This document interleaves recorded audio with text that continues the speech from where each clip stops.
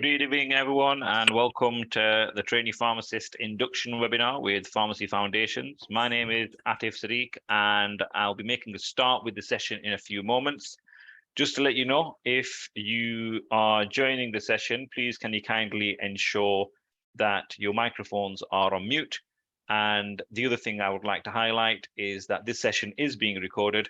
Therefore, if you have any questions or queries in relation to this, feel free to drop me a message and I'll be more than happy to discuss. Like I say, if everybody can kindly put themselves onto mute, that would be great. And we shall be making a start in the next couple of minutes. Thank you.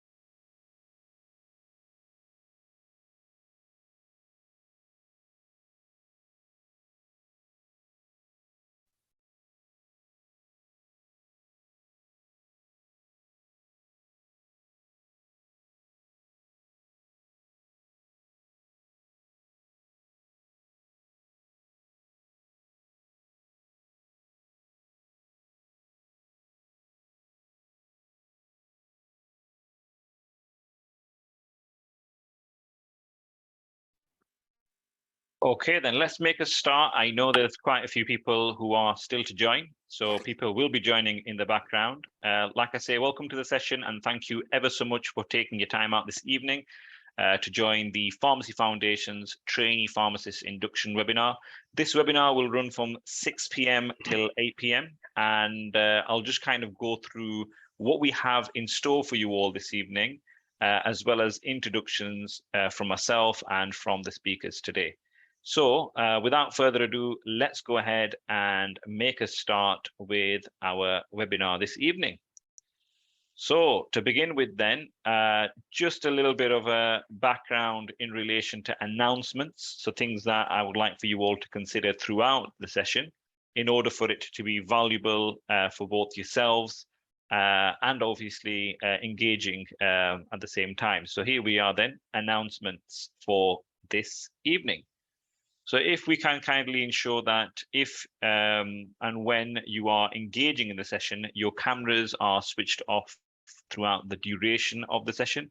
This just allows us to help save any bandwidth. Therefore, for that reason, what we will be able to do is bring the webinar to you with a lot more ease. So do make sure that your cameras are switched off throughout the duration of the session.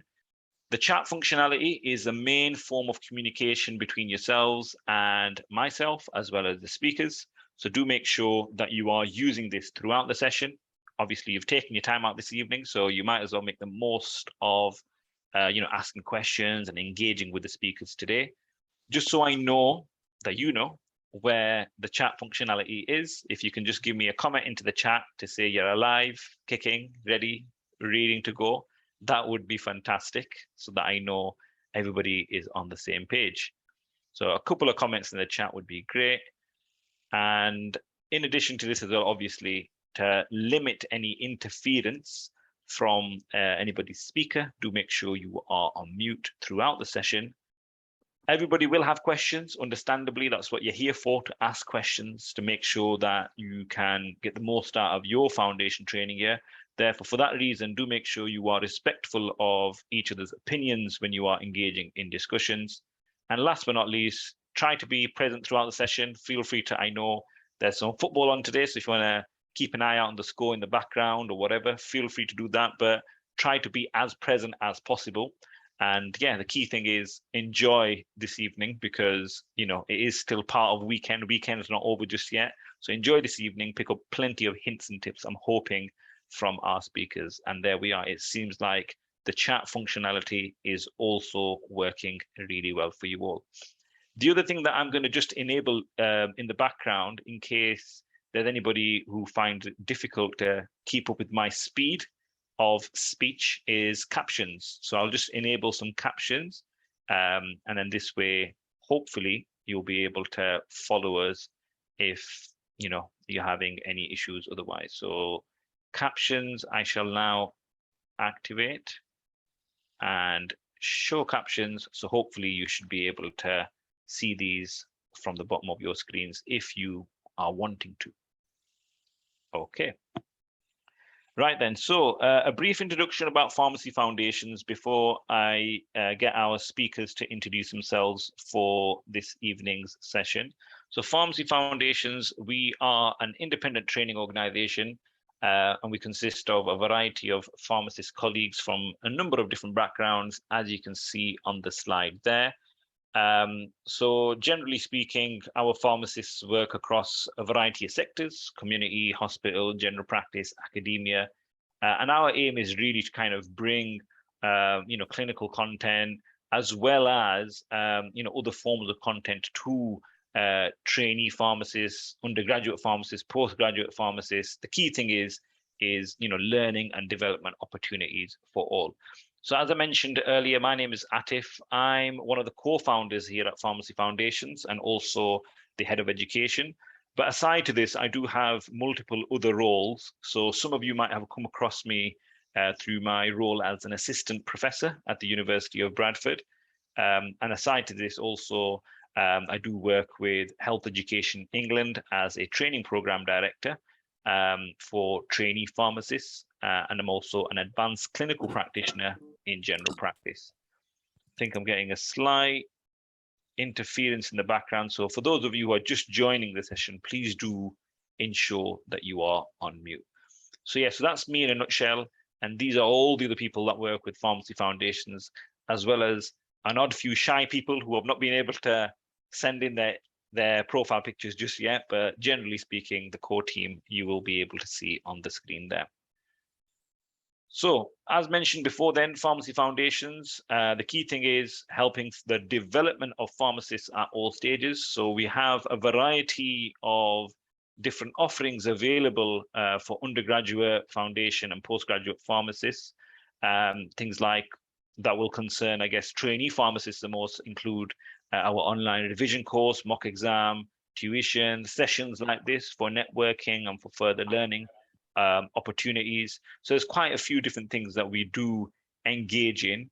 And the key thing that I would like to highlight to you all is just make sure that you are following us on the social media channels that you can see on the right-hand side of your screens, because there's lots of content that we will be bringing for you all throughout the training year. So do make sure you make use of this. 21-22 then was a very successful year for us as a training organization. And as you can see over there, we are involved in a variety of different, engagement opportunities. So hopefully we can build on this year for you all and bring you some valuable training and development opportunities. And as I've mentioned before, social media. So for those of you who are on Instagram, Facebook, Twitter, feel free to give us a follow, a like, etc., in order to kind of boost your learning and development. We are also on WhatsApp. We've got a WhatsApp support group. So this is, I guess, a very useful avenue to, share your opinions, thoughts, learning with each other. It will consist and does consist, in fact, of trainee pharmacists from up and down the country. So feel free to give that QR code a scan and join the WhatsApp support group. For those of you who were previously on our Telegram support group, just so you know, we have moved. So now we will be mainly engaging through WhatsApp. This is based on trainee feedback rather than Telegram. So feel free to give that a scan and also share with colleagues. So that was just a brief introduction about Pharmacy Foundations. Hopefully that's brought you all up to speed in relation to what we do. Now, the next thing that I would like to highlight is something that I would like for you all to engage with, because as well as the benefiting from listening to our speakers this evening, there's another thing that you can benefit from, which some of you might have signed up purely for this reason, and that is the prizes. So we do actually have a prize giveaway this evening for you all to participate in. This is only available to people who are accessing the live session. So for those of you who are going to be tuning in to the recording, unfortunately, you can't participate if it is beyond a certain time period, which I will highlight in a few moments. But yes, there is a prize giveaway this evening. And in order to bring this prize giveaway to you all, let me just provide you all with a bit of a overview of what is on offer. And that is in relation to our online revision program. And I'm glad to say that today is the day, or the first day, that we will be officially launching this online revision program. Some of you might have already seen it on our website. Right, just a second. I think we're getting, oh, that's fine. Yeah, so some of you might have already seen the program on our website. So what I will be doing now is just kind of giving you an overview so that you are aware of what is available for the prize giveaway this evening. So our online revision program, now available to book for anybody interested, contains the following really. So here we are, Pharmacy Foundations online revision program. Essentially speaking, as you can see on your screens there, it is a once a month usually program whereby new videos on a variety of different topics are released. So you've got things like over-the-counter, genitourinary, cardiology, some of the high-weighted topics, etc. So basically what it is you sign up and you get access to monthly videos, roughly monthly. Sometimes you're lucky enough to get bi-monthly videos. You have things like over-the-counter masterclass, and a few others. I think my mouse has just clicked me across there. So you have a few videos that you can access throughout the training year. And these videos actually come with clinical hard copy content. So things like revision posters, as well as slides, an opportunity to kind of revisit these videos as well. So in the past, the feedback from these sessions has been really positive.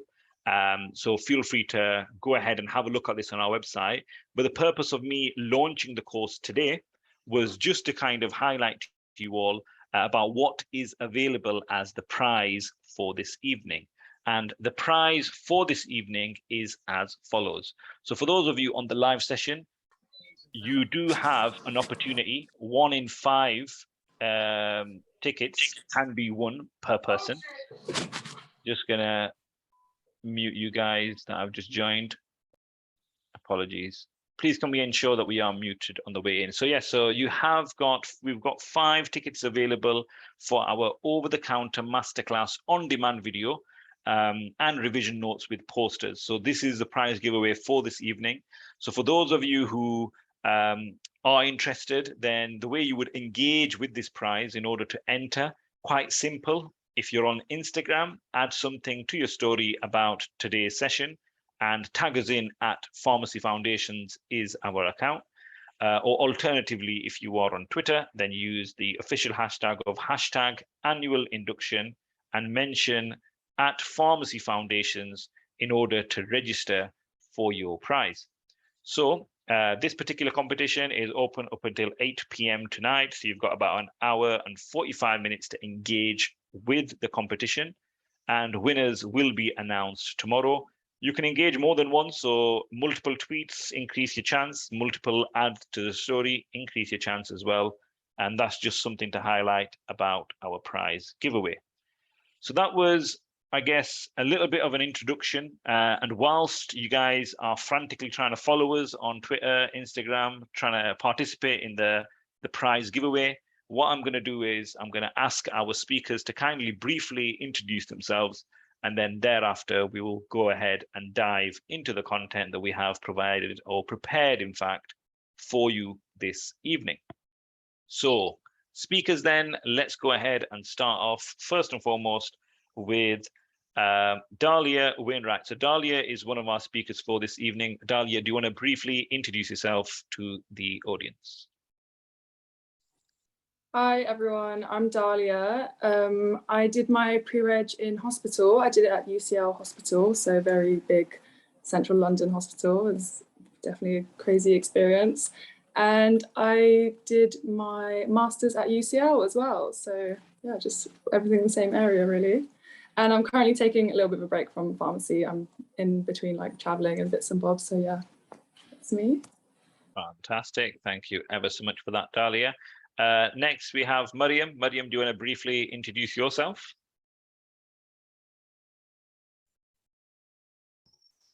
Sorry, it's a bit dark in my room now, but yeah, my name is Maryam. I did a split GP community placement, and I'm currently working as a pharmacist in the place where I did my training. So yeah. Fantastic. Thank you ever so much for that. And I think, Maryam, you're based in the Yorkshire region, so opposite side to Dahlia. Yes. Okay, perfect. Thank you. And then we've got TJ. So TJ, do you want to introduce yourself? Yeah, hello everyone. My name is TJ. My pre-reg was in Boots in London, so nice. It's actually nice to have someone else from London. I'm normally the only one, which is a bit strange. So that's quite nice. So yeah, I'm now also working as a pharmacist. I stayed on with Boots, so I'm sort of what they call a relief pharmacist. But hopefully that's changing some point soon. But yeah, nice to have you all here. Fantastic. Thank you ever so much for that, TJ. And then we've also got Awais. Now, I know he's had issues with internet connectivity, but Awais, are you there to introduce yourself, or shall I do the honors? Let's give him a few seconds. Okay, yeah. So I think Awais is having internet issues, but hopefully by the time it comes around to his session, he'll be on. But Awais is also a newly qualified pharmacist, like all of our other speakers. He actually undertook his training in a mental health hospital, and currently works as a pharmacist within that same trust. He's also based in the Yorkshire region, like Maryam. So pretty much you've got an even split there, guys. Yorkshire and a London-trained pharmacist, in fact. And then hopefully, like I say, Awais can join us later on to introduce himself in a bit more detail. So that was a brief introduction to our speakers. Now, before I hand over to our first speaker then, how's everybody else doing? Where are you guys from? What are you currently, undertaking? Or sorry, where are you currently undertaking your foundation training? If we can, into the chat, that would be great, because I guess this is a very valuable opportunity for people to kind of network with each other as well. So feel free to throw the comments into the chat, where you are from, where you are currently undertaking your training. It's just nice to see. And obviously our speakers today will be able to, in essence, tailor their feedback according to where you guys are from. So keep them comments coming through the chat. I'm going to briefly stop sharing my screen now, because with that, hopefully I'll be able to get Dahlia to share her screen, as she is our first speaker. So Dahlia, briefly over to yourself. And if you can share your screen, and I'll just have a look at some of the comments coming through in the chat whilst you do that. So we've got London community full-time, Preston community GP split. We've got Scotland. We've also got GP community split, London, Somerset. Fantastic. So we've got a variety and the comments keep coming through. Great. So that's fantastic to see. Okay, then. So without further ado, then, I'm going to hand over to our first speaker today, Dahlia Winrat. Dahlia has briefly introduced herself earlier. So Dahlia is going to initially talk to you all about interim learning outcomes. The way we are going to do this then, guys, is Dahlia will go through a presentation. Any questions or queries, throw them into the chat. After Dahlia has done her bit, then I will ask questions on your behalf. And obviously, if there's anything further that you'd like to ask Dahlia, then just keep them comments coming through to the chat. I'll hand over to yourself then, Dahlia. I'm actually on the top right-hand corner of your screen, so if you want to hide me, and then you can make a start. Yeah. Okay, perfect. Hi, everyone. Hopefully you can hear me okay. I was having internet issues as well, so let me know if it drops at some point. So my name's Dahlia. So like I said, I did my pre-reg in hospital. I did mine at UCLH, so it was a very, very busy, crazy hospital in central London, but it was amazing. I learned so much. And yeah, I really enjoyed hospital. I feel like it was definitely a learning experience. So today I'm just going to go over the learning outcomes and e-portfolio. So I know you guys have probably had access for about 2 months now, so maybe you are more familiar with the e-portfolio, or maybe some of you are still not sure. When I started, our year was the first year that we had the e-portfolio, so it wasn't even working for the first month or 2 months, I think. And then, yeah, we had no idea how to use it for ages, and then they were kind of uploading stuff as the year went. It was really strange, but anyway, hopefully you guys are all set on the e-portfolio, or if you even have the e-portfolio, I think it's only hospital you have to have it. So just start with just basics of the training year. So obviously you have your 1 year of training, and then yeah, your placement can be 1 whole year or 2 times 6 months, which you guys probably already know. And you have to meet all of the learning outcomes. You have to be signed off by your tutor on all of these to be a pharmacist. You also must train under supervision, and you have to be signed off at your 4 progress reports. So I didn't really understand this last year. I didn't realize that we had to have like 4 check-in reports to see like they're doing okay. So yeah, you have to be signed off like each quarter throughout the year. Sorry, I can hear someone's mic. Okay, so I don't know if that was a question or anything. And then you have to pass your assessment. So the new standards published last year. So they've included this new outcome on pharmacist prescribing, but they're gradually implementing it. So it will probably show on the portfolio. I know we had it last year and it was really confusing because we didn't know if we were meant to be prescribing. Obviously we weren't, but it'll be on the portfolio because they're gradually implementing it, but it won't be fully implemented until the next few years. So we've got, so we've got 55 learning outcomes.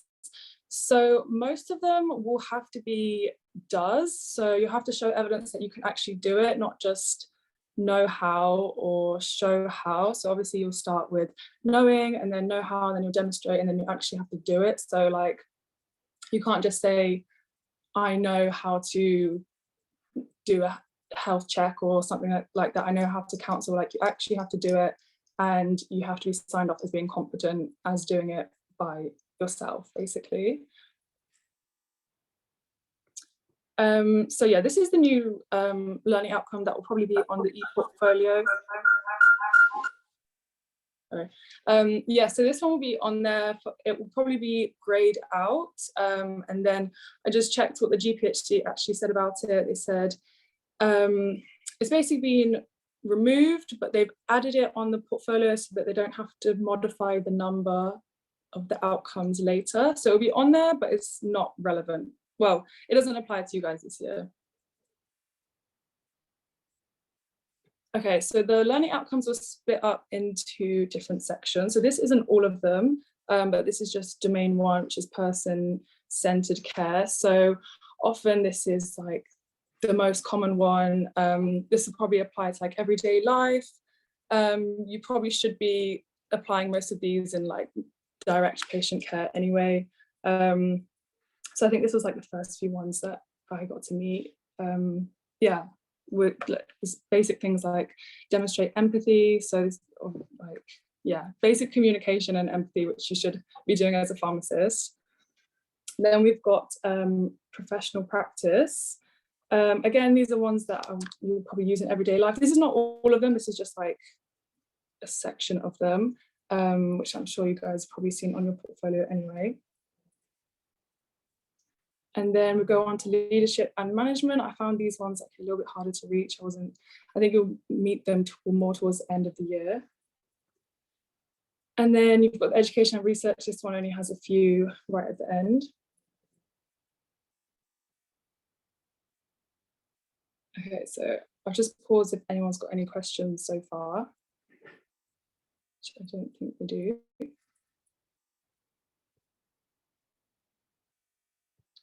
So like I said, the e-portfolio I think is optional for community placements or other placements, and then it's essential for hospital placements.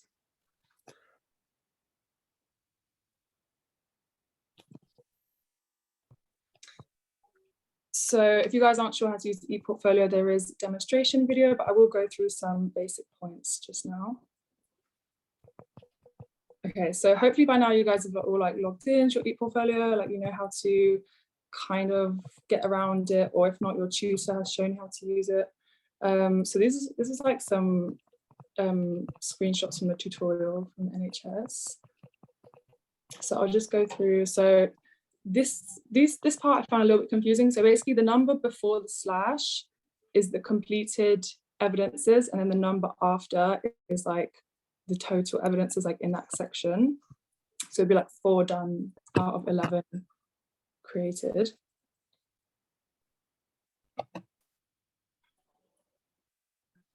And then, yeah, so on here you can see like your total amount of evidences. What I would say is definitely try and make a good relationship with your tutor, because from my experience, it varies like so much how many evidences you actually need. For instance, my tutor was quite relaxed, so she wasn't that picky with how many I had, whereas other tutors will be very particular. They'll want maybe quantity, or they'll want like quality. They'll want a lot longer evidences. So definitely like discuss with the tutor what their kind of expectations are for you. Okay, so I screenshotted some of my evidences. I don't know if you guys have started writing evidences. This was personally how I wrote mine, but this was based on what my tutor wanted. I know everyone else has had like very different expectations. Some people wanted like really long, like a whole page. Some people wanted like very just to the point. So this was like contribution to care logs. So this is the first type of evidence that I made. This is kind of applies to a lot of situations. And then what I'd do is after the sentence, where I would write what I did. So here I put, I understood a horrible medicine would not be a pleasant experience for a patient, and we should think of a solution to this. Then I put the learning outcome number right next to it, so that when my tutor is reading it, she could see straight away where I've met that outcome, and then she can sign it off. She can scroll to the bottom and see like, yes, she agrees that I've met that outcome by doing that thing. Yeah, so I think sometimes they can disagree. I know I knew some of my friends, their tutors were very like, they would disagree and they would untick the outcomes. They'll be like, no, like that's actually not the right outcome that you've met. So it just really depends on your tutor. And then, yeah, then you have a reflection at the end. So again, I think my evidences are quite short compared to some other people's. My tutor just wanted them straight to the point, so I try and just keep them as short as possible. So just did a general like reflection. And then reflective account, this one is like a lot more broad, so you can just apply it to a lot of situations. This one just has like, it's just one big chunk where you write everything, but it's got prompts on the side if you get stuck. I mean, prompts, yeah, it just prompts you like what to put in that big chunk. Again, so I'll put the learning outcomes at the end of the sentence. Then there's a miscellaneous evidence. So this one is like just anything else that doesn't fit somewhere else. So like evidence of training you've done, CPD, any logs that you've done, you could upload a picture and just put it in the miscellaneous evidence, and then just put a brief summary of what the evidence is showing. And then you'll have a reflection. This is my reflection on, this is probably my scariest moment in pre-reg. It was, we had an item go missing, and then they had CCTV in the dispensary, and when they tracked the CCTV, it looked like it was me. This is so scary, it's literally giving me flashbacks, but it looked like it was me who was handing out the wrong medication. But then, because from the angle of CCTV, basically it was under the tray, but yeah, they made us all go back on CCTV, and I was so stressed. So I knew I had to do like a long evidence on that, because that was traumatizing. And then, so I said quarterly, so you'll have your quarterly reports. So this is where the learning needs analysis is quite useful. So I think you have to do one at the start of the year, and you have to do one halfway, and then it's up to your tutor if they want you to do extra ones. So I only did start of training and halfway. So this is basically where you make a plan of how you're going to meet your evidences. So this is especially good if you're about to enter a new rotation and you know that there's certain things, certain tasks you have to do in that rotation that you might not get another chance to do. So you basically plan ahead. So mine was very, very basic. This is what I screenshotted. So I just put my learning action will be making evidence on using my data in my audit, And then my evaluation, my tutor just said I can just put done when it's done. But basically, you don't have to put that much detail, it's up to your tutor, but it basically just kind of reminds you of tasks you should be doing in that quarter or in that rotation to meet all of your goals for your learning outcomes. So definitely keep on top of that and check back. I would definitely say check back for your learning plan before you start a new rotation, because you might not get another chance to do certain tasks in that rotation. And then we have supervised learning events. So I had no idea what these were last year. So basically, we've got a mini KEX. This is where you can demonstrate your clinical skills, and you can get shadowed basically from the start of the process all the way to the end. So it would be something like screening a drug chart, fixing any issues. So whoever's supervising you will try to give you as little input as possible. They'll just be watching to see what you're doing, and yeah, they're basically following you through the whole process. Then you have a case-based discussion. I hated these. I had these at the end of every rotation. We would have to do a presentation on a patient case. So case-based discussion, yeah, it just is self-explanatory. It's just you discussing a patient case, and you can say what you learned. And if you made a presentation, you can actually attach it onto your e-portfolio as the evidence. And then we've also got the DOPS, direct observation practical skills. So this is things like CD destruction or checking, accuracy checking. Again, someone will observe you doing the task and grade how well you did. So I would say practice a lot before doing a DOPS, because they're not going to help you that much when you're doing it. And then we've got the MRCF, the Consultation Framework. So this is very similar to OSCE style of patient counselling, where you kind of get graded on your consultation skills. And yeah, look at there is the marking criteria on the e-portfolio website. So obviously have a look before you do it of like what you're being marked on. But just remember like your basic points from the OSCE, like closing, introduction, like all the things that you normally forget before we do consultation. So these would be my top tips. So build a good relationship with your supervisor. This is like really important because it's really down to your supervisor a lot of the time, like whether you get signed off, or it's kind of supervisors, like different supervisors have different opinions on whether you've reached a target or whether you've not. So yeah, it varies so much what they want from your portfolio or what they expect from you. So definitely try and build a good relationship with them, and then you can discuss any issues you've got with them. Plan ahead 100%, especially, yeah, like I said, when you're going into rotations where you might not get another chance. For instance, I had only a 2-week placement for the chemotherapy checking. So that was like a very specific task that I wanted to do a observation of practical skills on, because I wouldn't get another chance in the chemotherapy unit. If you're struggling, definitely speak to your tutor. They might be able to help you meet your targets. They might help you find a way that you can meet in evidence. If you're not finding a situation where you can meet the evidence, it might help you.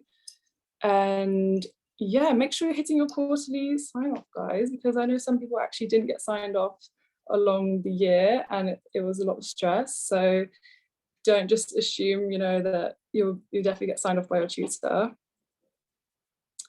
And then these are the outcomes that I would say most people struggled with. So if you guys want to jump in and say any suggestions for some ways that you think you could reach these outcomes, sorry. So these are quite difficult ones. I think people struggle to find scenarios to meet them. So for example, the first one was take responsibility for ensuring personal values and beliefs do not compromise person-centered care. So that one I think was quite difficult if you don't have particularly strong beliefs. Yeah, it might be hard to find a situation where you can show that your beliefs weren't impacting the situation. So for this one, I would say keep an eye out for pediatric patients, because I think that sometimes there's a lot of issues with parents having different opinions on medication. yeah, parents like often have very strong opinions on how their child should be treated. So that's a situation where you can make sure your beliefs aren't, you know, getting in the way of what the parent wants. And then the second one, diagnostic skills. I think a lot of people found this one quite difficult, but I think it's actually quite straightforward, because when you do OTC counselling, you're kind of diagnosing OTC conditions. Clinical governance, I had no idea what that was. I was so confused the whole year how to reach that one. But for that one, I would say if you're doing an audit, then clinical governance will come into it, or speak to your tutor and they might be involved in clinical governance meetings that might help you to, they might say, come and shadow the meeting, or they might talk you through clinical governance, especially if you're in a hospital. They have a lot of clinical governance meetings. And then the last one, support the learning and development of others, including through mentoring. Yeah, if you guys get any university students on placement, then definitely take the opportunity to mentor them. This was actually my favorite task to do, because it kind of showed me how much I learned when I would get third years or fourth years coming to shadow me, and I could actually tell them like things that I've been doing this year, or I was like quizzing them, and I was like, I've actually learned so much in pre-reg year. And then, yeah, this is just a basic diagram of like how it works. So trainee will do the assessment activity, and then it will be recorded using an assessment tool. And then this will be uploaded, and this will be used for your evidence against your learning outcome. And then this is just some resources for you guys. So any questions at all? Anything you need to go over? Thank you ever so much for that, Dahlia. Some really good, I guess, suggestions, hints and tips throughout your presentation. So there is one question, and I think partly you have focused on this in your presentation, but I'm going to just read it out to you. And then I've got a couple of things that I wanted to discuss with yourself as well, if that's okay. Yeah. Cool, perfect. So question number one is from Eliza. By the way, guys, if you've got any other questions, throw them into the chat whilst we speak. And I'll also actually share the prize giveaway in the background in case anybody wants to participate. But yes, Dahlia, question for yourself from Eliza. Yeah. For one of the learning outcomes, it requires mentoring. How can this be completed if we can't find any mentoring opportunities? Do you know any examples? But I guess with that, probably more importantly, what did you do for that particular learning outcome? So in my hostel, we had a lot of university students on placement. So if you do have students come, then definitely take advantage. You might even get like work experience, or even in community. I remember I did like a one-day placement in community. So you might get some university students on placement.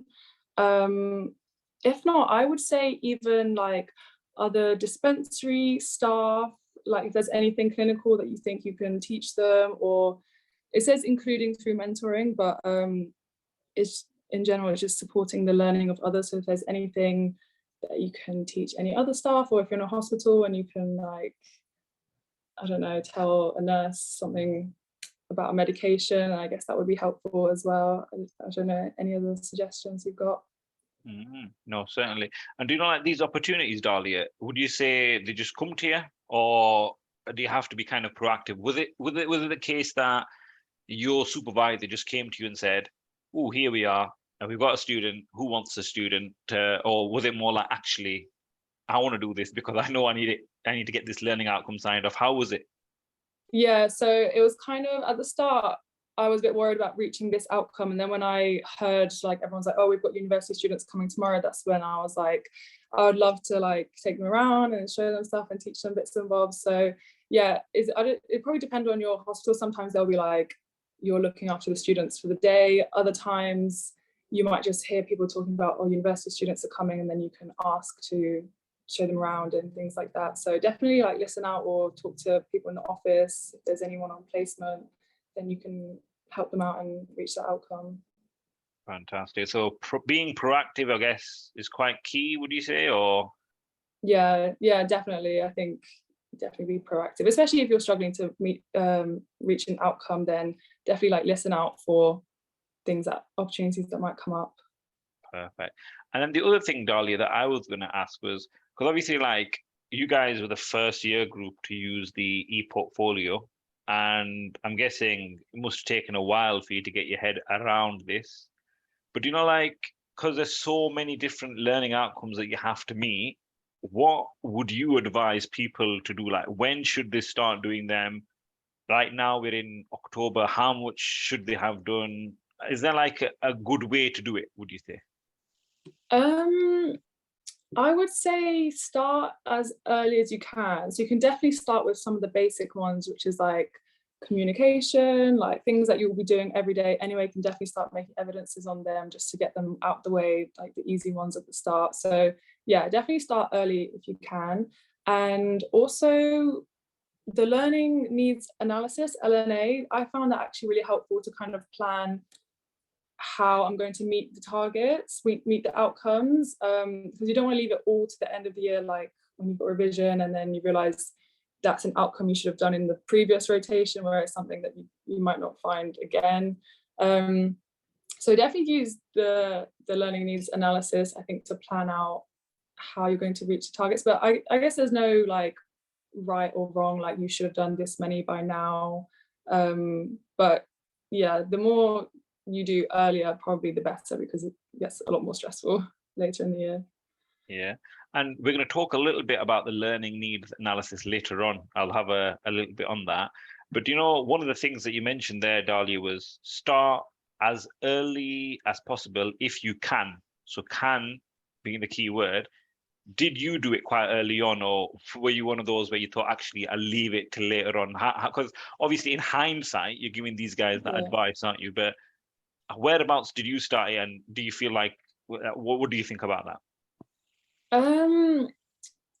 I wouldn't say I was like the most on top of it, of everything. My tutor was quite relaxed as well, so she wasn't like on my case for evidences or learning needs analysis. I think once I was quite late in making the first learning needs analysis, but then once I did, I realized it was actually like really important to stay on top of it, because like I said, there was just some opportunities I think I missed in like the first few placements where I'm like, oh, that was quite like a specialist placement that would have been good to meet that outcome, and like now it's kind of gone, and then now you have to kind of try and rearrange, like going back to like do it again just to meet that outcome. So yeah, I think once I realized that it was there, I was like, okay, I should probably be using it a lot more. Yeah, because that's the thing, isn't it? Like when you start working initially, you think, I'm getting a bit of money in, I've got a little bit of time to do what I need to. I know it's going to be stressful later on, so you do put it off a little bit. But like you've mentioned, when I've spoken to like students in the past or trainees in the past, they say once you get the first one under your belt, then you kind of get a hang of it, don't you? Yeah, definitely. Yeah. Cool.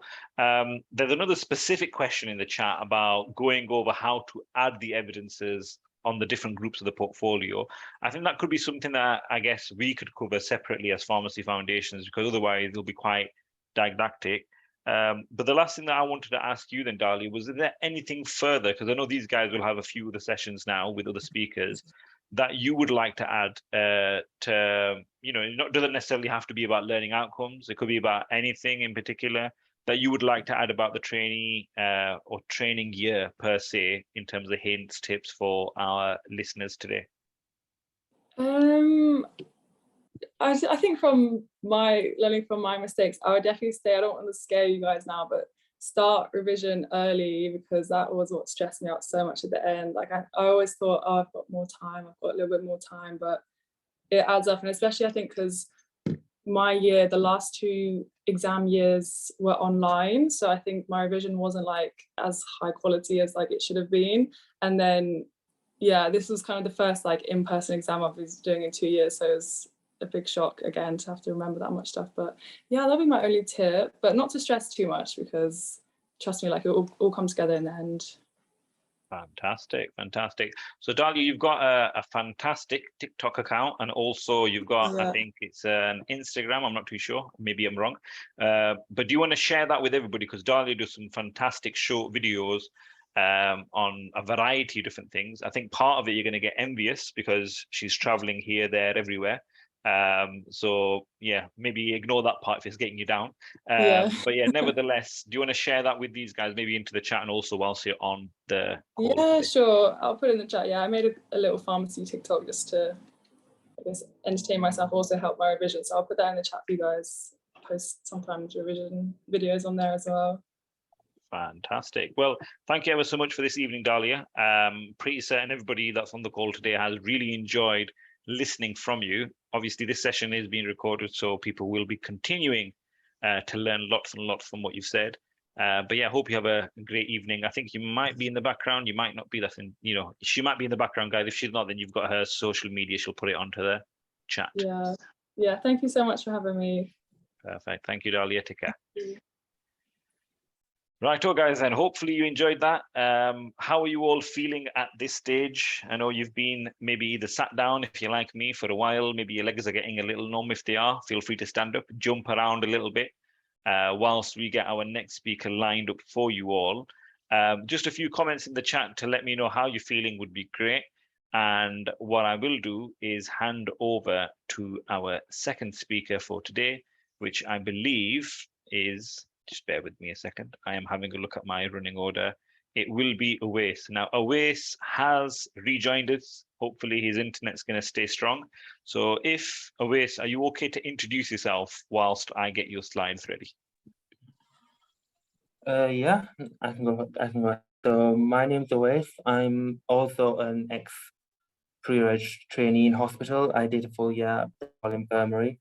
I'm working as a hospital pharmacist now at Linfield Mount Hospital. So yeah, I'm doing clinical diploma there, and I'm 2 months in. So let's see how that goes. Fantastic. Yeah, have to take any questions as we go forward. So yeah, just a bit about me now. So next slide, please. Yeah. So just before we do start, Awais, what we'll do is we'll get Awais, if you're okay to put your camera or turn your camera off. I think you've had connectivity issues, so I just want to limit any lag. And then once Awais is off, I believe you are off now, aren't you, Awais? I'm off now, yes. Perfect.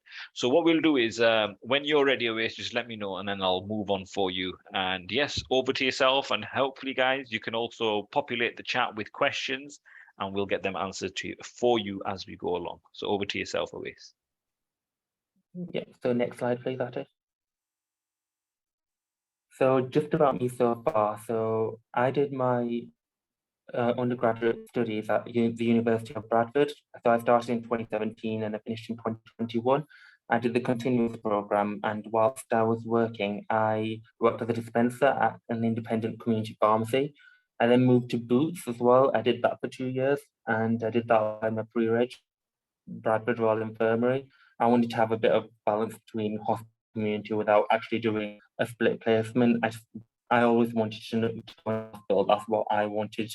I knew that's what I wanted, but I knew for my exam it would be a good idea to have a range of experience. So I went ahead and did that. And I am where I am now. So a clinical pharmacist at Linfield Mount Asylum. I'm mostly looking at mental health medicine, also such as antipsychotics, antidepressants, learning how to manage people with a range of different physical and mental health conditions as well. So I find that quite interesting. It's very specific, it's very niche. And I feel like there's quite a lot of work in that area at this moment in time. There's quite a lot of spectrum which I can go into. So that's a bit about me. I really find that interesting.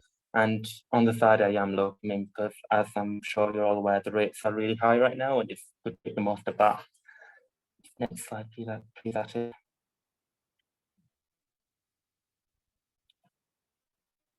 Yep, so just a bit about how I found my foundation training year. So there's quite a lot of words that I can use to describe it. It was really exciting and challenging. There was lots that you could learn in a hospital setting. There's loads of different clinical specialties. So my favorite when I was pre-reg was hematology and oncology, the cancer wards.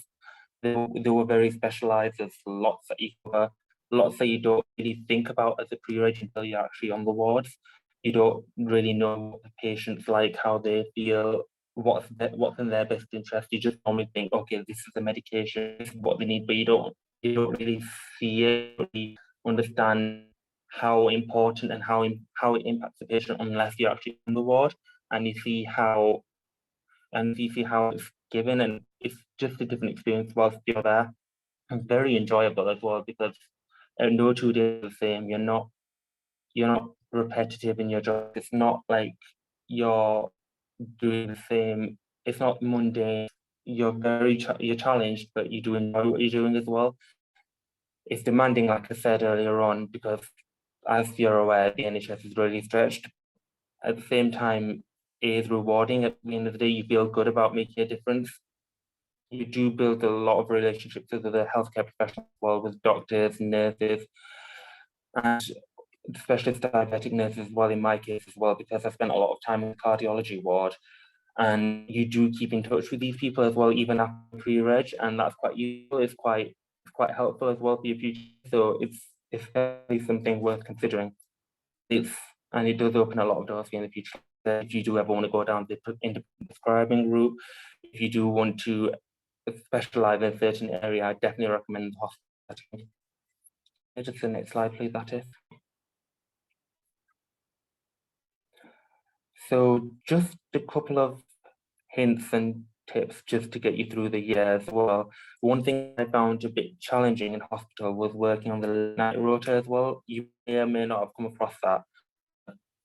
Essentially, every so often you need to work alongside the on-call pharmacist in the dispensary. That's something which not a lot of people do enjoy about the job. I didn't really like that about the job. You do learn and pick up things whilst you're on placement. So exactly, I had a pediatric query at one point. It was 2 minutes before closing. It was something I've never heard of before.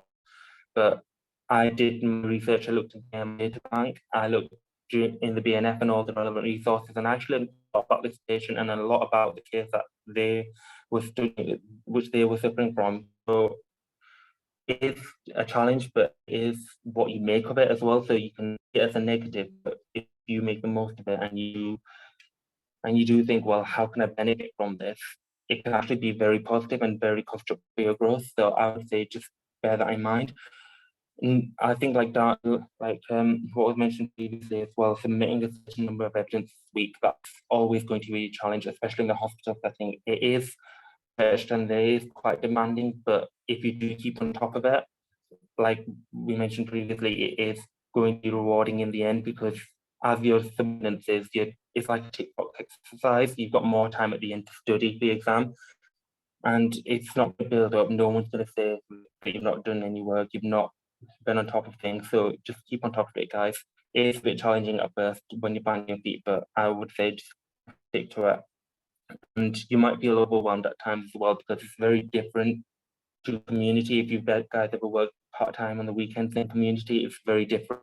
It's quite overwhelming because you might have lots of people telling you to do different things, but just prioritize your time, do what you can do, delegate what you can't do, and just come up with a plan with your designated supervisor as well. So just make sure that you have a good relationship with them, make sure that you know what you can and can't do, just plan and be on top of it. I'd say that's the easiest way around it. And also, there's people around you as well. You've got your supervisor, you can talk to them, you've got educational lead, and also you have other trainees as well. It's important to have a good relationship with them and everyone else around you, because that will help a lot. So don't, generally speaking, be proactive, make sure that you look for many opportunities you can to develop your learning and tick off your desired learning outcomes as well. A lot of the times you might not have to tell you exactly where to, so do be proactive and look out for opportunities yourself, make the most of every rotation. Some rotations might be more useful than others, so that's just something to bear in mind. If you have any, do communicate them. Could just get you far in hospital. My educational training provider did say that to me a lot, and throughout the year she kept reinforcing that, and it went far. So if you have a concern, make sure you address it to the right people at the right time. And yeah, that will definitely help you get to the bottom of things. If you are in any trouble, you are worried about anything at all, and do help each other, because you're there to help each other to get through there. It's a lot easier when you wouldn't feel isolated. You're not going to feel like it's just you and a big pool of people who are a lot more qualified than you. It's just generally a nice thing. And just some don't be last minute. Don't just leave things to the end, because they will pile up and people will my personal experience, a lot of people in my trust who are on it with evidences, and they were on it with just tasks that you have to do. I mean, I was on top of it from second month onwards. The first 2 months, I didn't really know what I was doing, but after I knew what I was doing, I made sure I stayed on top of it, so then things didn't pile up. And also with rotation as well, make sure you make the most of each rotation so that you're learning alongside that rotation as well. So my very first rotation was my cardiology rotation. It was quite a long rotation, but I made sure that I picked off all the required learning outcomes in that rotation, and I went back over it periodically as well. And I went through it with cardiology lead as well, so it wasn't just like I'm on my own. I had somebody more experienced, so make the most of that and every opportunity that you get. Just the next slide, please. Yeah, so just going back to what I said, plenty of calculation questions throughout the year and do many passes where possible. That will definitely help you sandwich that in between your other clinical studies as well, because it will come back to haunt you if you don't. A lot of people do struggle with calcs in the final exam. So if that's an area that you're a bit unsure about or slightly hesitant on, I would say do focus on that. It is quite easy to think that you've got time and you can leave it towards March if time is planning in June, but trust me, that time comes really quickly. And it's best to plan it from the beginning, I'd say. And always prioritize your revision as well, refer to your framework as well. I don't know if you guys seen it so far, but you've got high and low weighted topics. The high weighted topics should be your main area of focus as well, and make sure you plan your studies around those specifically. For help if you're unsure. No one really going to have a go at you. You're unsure about something. You're a trainee. You're there. Just make the most of every opportunity as well, and don't be shy to ask each other for help. Ask your designated supervisor for help. They're there for that. So just make the most of that link as well. And in between as well, make sure you have some downtime. Enjoy your weekends. Have some annual leave. Make sure you make the most of that as well. I mean, my tutor said to me in my of my pre-reg, she said that I need to make sure that I'm more consistent with annual leave, because I went for like 3 months with no annual leave, and she wasn't a fan of that. She said make sure you have at least 1 or 2 days a month so you can rest, because it got to I did feel quite exhausted. So I was planning on leaving quite a lot of it to the end, but it is important to make sure you use some of that in between your rotations as well. Get some time to relax. You have a mental break and you're doing it. Is what I'd like to say. Just the next slide, please. So just a bit about what I liked and what I least liked. So I really love the clinical aspect. I'm the type of person where I really like the clinical side of pharmacy, much the other side. So which is why I really enjoy the hospital. There's so much scope what you can do in terms of managing someone's health conditions, their morbidities, and knowing how you can go about that. So knowing that you can talk to other people, other healthcare professionals, they're all on hand as well. It's not like you have to ring a doctor in the setting, yet you might 1 or 2 days, whereas months later. I enjoyed that aspect. I like the variation, the progression I mentioned earlier. You can go far in hospital. There's so much that you can do. And the fact that it's a large team as well, you can rely on, you can ask on each other for help. And I really like the support that there was offered there. But in terms of what I didn't like, it was NHS pressures. I mean, there's a lot of demand right now for staff shortages, and they do put a strain on what you're doing as well. Do make sure that you're quite, I don't want to say run down at times where you feel like I've got a lot to do, I don't know how to manage it, but that nobody knows how to manage it. You just have to figure it out almost as you go along, improvise. But for that, you do work hard, but don't overstretch and overwork yourself, because that did happen to me, and it happened to a couple of other pre-registers I was working in. Just be mindful of that. And COVID restrictions. So I did my pre-reg whilst the COVID restrictions were being loosened. They were still quite strict with me and with my pre-regis when I was in hospital, but that did limit us to a lot of our activities as well. So my respiratory rotation was cut short, things which I couldn't do. That's one thing which I didn't really like, but I couldn't really do much about that, unfortunately. Next slide, please, Atif. So yeah, so how can you build in gaps if you're not training in hospital? So that's quite a common question which a lot of people ask themselves, because there's a lot of stuff that you can do in hospital that you can't do elsewhere. So I'd probably say attend workshops and conferences about other clinical areas such as QC and malignancy, because those areas in particular are quite common in hospital. Hospitals are well known for those areas. I remember in my QC rotation, I learned quite a lot about the manufacturing guide, Orange Handbook. Not that I ever knew anything about that to begin with, because we don't really cover it in uni, but it's good to know for your exam as it is one of the things that you're expected to know. I would say definitely most of those opportunities as well. So on social media, you might come across Instagram pages, or any LinkedIn pages, you might come across certain interventions, certain workshops. Do attend them. I attended a couple and they really helped me with them, which I struggled with. Even though I was a hospital pre-reg, I think they are beneficial for everyone. So I would say do go for it. Useful websites such as OnTrack, Training, Pharmacist. You might have come across them already, but I will say subscribe. They were a lifesaver. A lot of people in hospital, a lot of people with community, a lot of people did rely on these courses, and they're nice summaries of everything that you're expected to cover. So do subscribe to them. There are a couple of other pages as well you may have seen on Instagram, such as the Training Pharmacist, and that's very useful. I'll obviously sign up to them, and they did form a bulk of my revision as well at one point, because there comes where you don't want to look through the BNF, you've had enough, and you just want something that's simple and straightforward.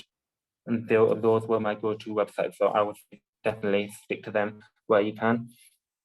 So again, always go to the people if you're unsure about something. Designated supervisors a person.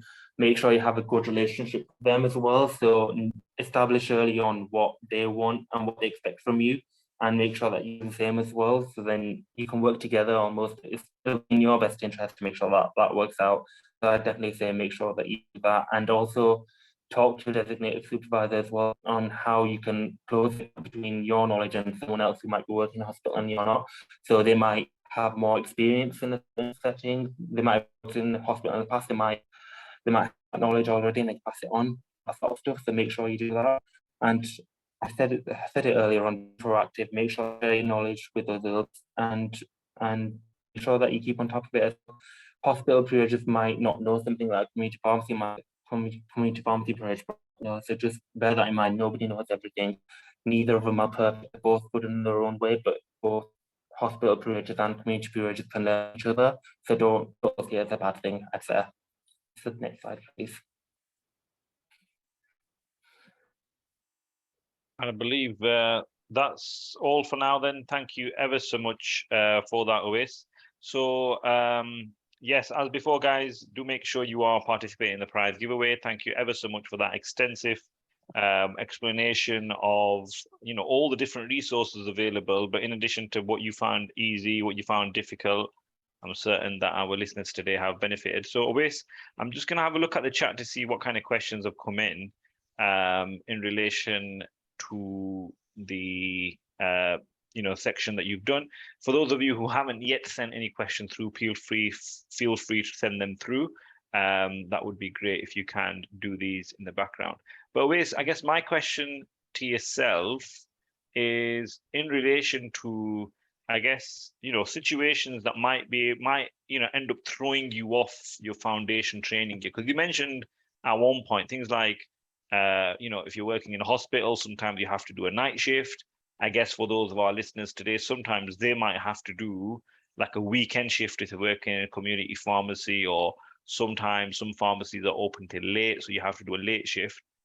What advice would you have for the listeners in relation to what they can do when their routine is interrupted by things like night shifts, etc.? So that was a common problem with me and a couple of the other pre-regs as well. We would have planned, and then the rota would come out the night shift, and then we'd find out where on the rota we had something planned. That's quite common, unfortunately. But what I would say is that you can, once you've got the rota, you can obviously work around that. But in advance, you can also swap shifts as well with the people, so it's not really an issue aspect, because a lot of people are willing to swap shifts as well, as long as you obviously do the same for them. But also, it's not always a bad thing to do night shifts as well. Like I mentioned, they're a good opportunity to learn niche things that you might not have learned otherwise. So going to the pediatric rotation scenario I mentioned, I learned quite a lot about this one patient who had this very rare genetic illness on that night shift because I had to chase something up for the pharmacist. So it's a good learning opportunity as well, and you can also take off competencies that you might be a little bit unsure about, or just generally because there's some learning events as well. I don't know if some people are aware of that. It's a good opportunity as well to make the most of any counselling that you might do for a nurse that comes down or a patient that comes down. It's a good opportunity to do any research for a pharmacist and get your MI questions sorted out as well, because there's a competency on that as well at my hospital. So I would say don't think of it as a bad way. Look at the opportunities that it provides you with, is what I would say to that. No, definitely. And I think that's always a worthwhile outlook to have on anything, guys. You know, obviously, especially in relation to foundation training year, you're going to have a number of curveballs thrown at you from all directions. And the key thing is what you need to do is try and see the positive, from the situation.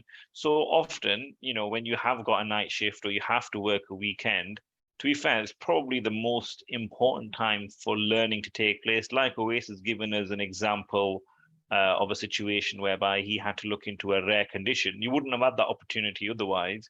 And even to be fair, if you're working in community pharmacy, we all know on a weekend, on an evening, you're more likely to get emergency supply requests or requests for the CPCS service. So, it's all about trying to make the most of that. I guess as the session progresses today, Maryam, when she does speak, I think one of the things that I do remember from her foundation training year is often she had to work late shift. So we'll be able to bring her into the conversation about, as well as seeing the positive, which sometimes is easier said than done, what other, I guess, things can we put into place to minimize the impact? But thank you ever so much for that, Owais. So Owais, before we do round off for this part of the session then, is there any final points, comments, or thoughts that you would like to share with the listeners today? I would just going back to what I mentioned, just don't worry about the training year if you're planning on going to hospital or if you're already in hospital. Just be optimistic, make the most of it. Try your best to make as many good relationships with as many people as possible, because there's plenty of scope for progression. You can do quite a lot in hospital that you can't do in other sectors, but otherwise, but the truth is also reverse as well. You can also do community and GP, which you can't do in hospital, but do make the most of every opportunity that you have. Don't take too much on, and do make sure that you delegate as well. So that's like one of my main weaknesses when I was at work. But other than that, you'll be fine. Just make sure you keep on top of things, and good luck.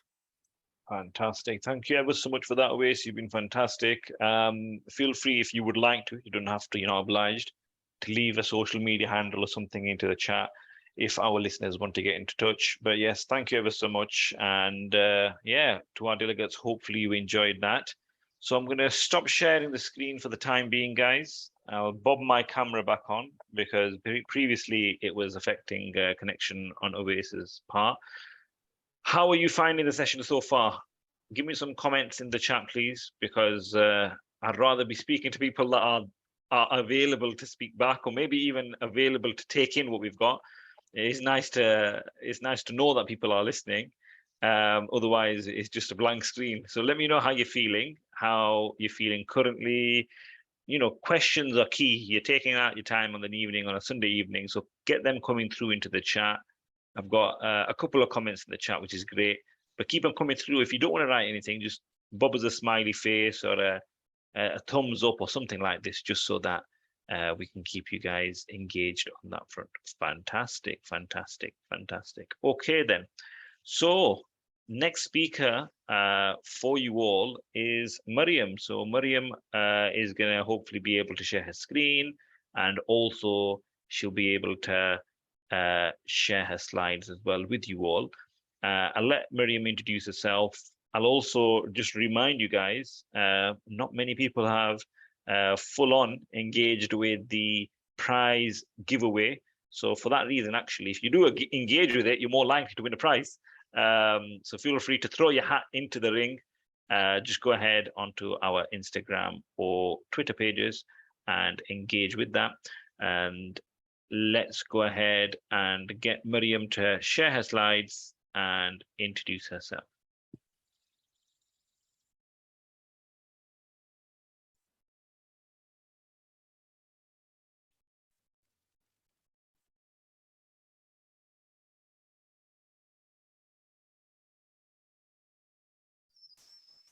Hi guys, my name is Maryam. So just to give some background then, so I actually studied at Wolverhampton University, but my placement, like Awais, was in Yorkshire. I did a split GP and community pharmacy placement. I'm currently working as a community pharmacist. I'm hoping to do my advanced clinical practitioner program in the future as well. Let's go on to the next slide. It's frozen. Cool. So the way my placement worked is it was split into two parts. So I had a community, I'm just going to turn this camera off. So I did a community split GP one, and the community one I did 4 out of 5 days a week, and the general practice one was just 1 day a week. With my community placement, because there was also another trainee at my placement, we had sort of a rotational pattern, so we did early and late shifts on an alternation, and my responsibilities were mainly sort of dispensing, providing the new medication service. I got to enter CDs as well, counsel patients on their medicine, and provided a lot of over-the-counter advice. In general practice, I thought I was mainly going to be sort of completing medicine reconciliation tasks. I suppose that's what you're mainly taught at uni, but I did get the opportunity to counsel patients on their new medicines. I also advise patients with high Q risk scores to start statins, and I screen for those at high risk of familial hypercholesterolemia. I really enjoyed my placement because it gave me the opportunity to identify what sort of things interest me in both settings. So I got to know sort of what I liked in both, but also what I disliked, and it gave me a better idea of what I wanted to do in the future as well, especially coming from someone who was so dead set on working in hospital. My placement for me completely changed my my mind about what I wanted to do as a pharmacist.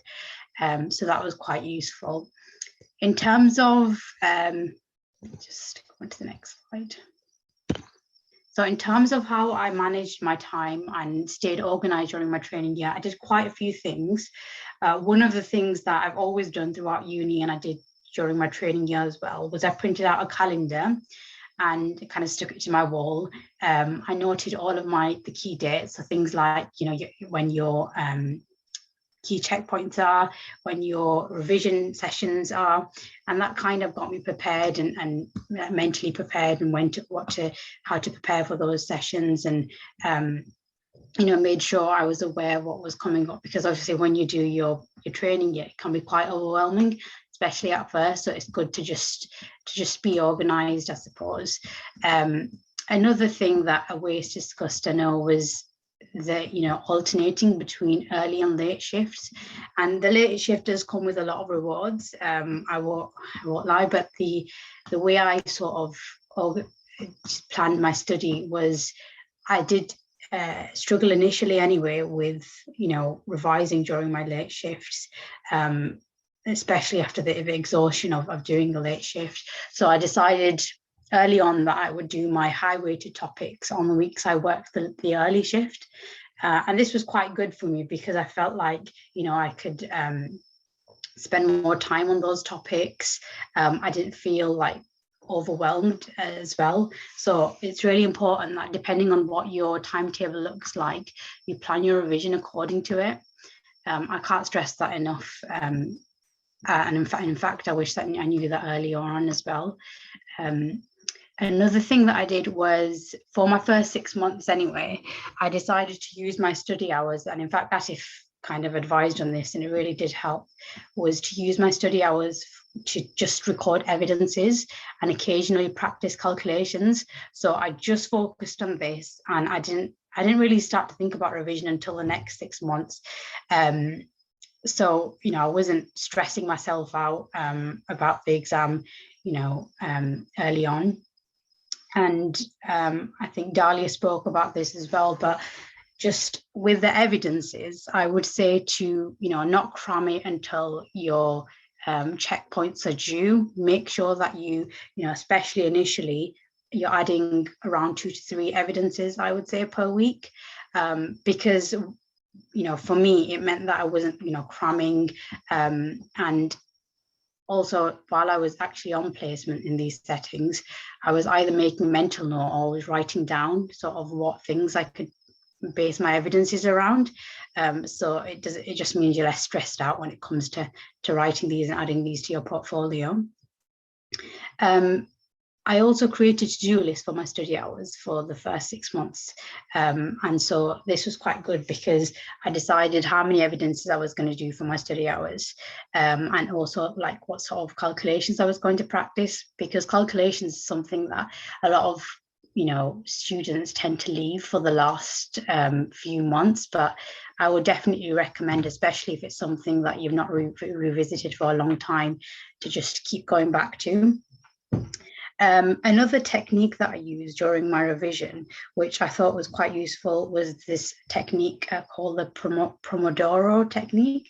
And especially when I was going through my high-weighted topics, it really did help, because if you're like me, you're an optimistic revision, you try to cram loads of revision in into one day, but this technique sort of allowed me to separate it, so it felt less overwhelming. And the way it kind of works is you study for 25 minutes, you take a 5-minute break, and then you study for 25 minutes, so it's kind of in intervals, and you're not just constantly studying, which is what I did at the beginning, and it really didn't help. So I definitely look at different types of revision techniques. But that pretty much sums up how I, stayed organized during my training year. If you guys have any questions, please do add them to the chat. Fantastic. Thank you ever so much for that, Maryam. Some really useful points there in relation to how to manage time, as well as obviously how you found this GP community split, because obviously you've had 2 separate tutors, I guess, with this split. Is that correct? Do you normally have Yeah, I think traditionally most people have 1, but I had 2, so it was quite useful. I could go to them for advice if I had any questions. They were more than welcome to answer them. Yeah. So how did you find that, Maryam? So because usually what happens, and there might be some of the people on the call today actually who have got 2 tutors. Usually what happens, you have 1 designated supervisor or tutor. You kind of have a chat with them. They say, look, do your evidences in a certain way. Even that at the best times can be quite difficult, because you might not have that conversation until later on. But then add another designated supervisor or add another tutor to the equation, it sounds quite hectic. So how did you build up a relationship with these 2 designated supervisors? Was it the same? Was it like both of them spoke to you or dealt with you in the exact same way? Do you want to tell us a little bit about that? Yeah, definitely. I think with mine, I was quite fortunate because they were both on the same page in terms of what their expectations were for me, and how they wanted me to write my evidences. For my checkpoints, we were all involved in the same meeting. I wasn't going to different meetings, so we all sort of were on the same page. It wasn't too difficult to navigate that. I would say if you do have tutors that have different expectations for you, obviously keep that in mind when you're writing your evidences. Obviously, you want to keep your tutors happy during your pre-registration year because they're checking you off at your checkpoint. So definitely keep both in mind. Fantastic. And in relation to then the e-portfolio, Maryam, how does that work with having 2 tutors? Do you have to flag up some of your reflections in a way so that 1 tutor knows one thing? Or how did you make sure that, for example, your community tutor knew what he or she or they had to look at, and vice versa on the other side? Both of my tutors actually worked in general practice, so it wasn't too difficult to navigate again. But every time that I sort of added an evidence, we have quite a few pharmacists that I worked with in the community. So I kind of just linked them to that pharmacist or that colleague. And that was my way of doing it, I suppose. So it wasn't a case of, you know. No, fantastic. And do you know, in relation to, because this is just, by the way, I know Maryam because I've worked with her for about a year now, just over a year, in relation to study days and stuff. Maryam would attend some of the study days that we deliver. But one thing that I do remember, Maryam, was the shift pattern that you had to work sometime. Do you want to tell our listeners a little bit about that shift pattern and what the advantages or disadvantages were? Because I'm guessing pros and cons probably. Yes, there's definitely pros and cons. My shift pattern was definitely something that I had to get used to, obviously, because I had another trainee working at my placement. So we did like a 2 till 8 till 2 switchover. So 1 week we'd do the early and then the other week we'd do the late. But then occasionally we'd have study hours where we were kind of together. So we really did use that time to do group provision as well. But in terms of the pros and cons related to that alternating shift pattern, I would say that, you know, in the morning, there was a lot more over-the-counter, more opportunity to do more over-the-counter sort of knowledge. Whereas in the evening, sort of kind of what we said with, you know, your CPCS 111 referrals as well, you got to experience how a pharmacist would, you know, interview a patient, decide whether the supply was appropriate. And that was quite good for my evidence as well. No, perfect. And what about in relation to, you know, you mentioned that obviously you work this shift pattern. I think this is what Awais mentioned earlier on as well, was trying to see the positives of it. So you mentioned obviously CPCS, trying to think about what you're getting in addition to, and this is, I guess, an advice to everybody on the call today, is if you're in a situation where you're thinking, oh damn, I'm gonna have to do a weekend, I'm gonna have to do an evening, is try to see the positives. So obviously that would be key. But one of the things that I'm going to highlight later on, Maryam, is all to do with establishing a routine. Now, part of my advice is going to go to pot when you've not got a routine. And obviously you've got like a situation like yourself where 1 week you're doing 8 till whatever, the other week you're doing the opposite. Is there any way that you can have a routine if you've got people on the call today who are working in 100-hour pharmacies and things like this? How can they go about? Because it's all about sleep, it's about getting home, it's about, you know, unwinding. Anything that you know, any gems that you can share on that front?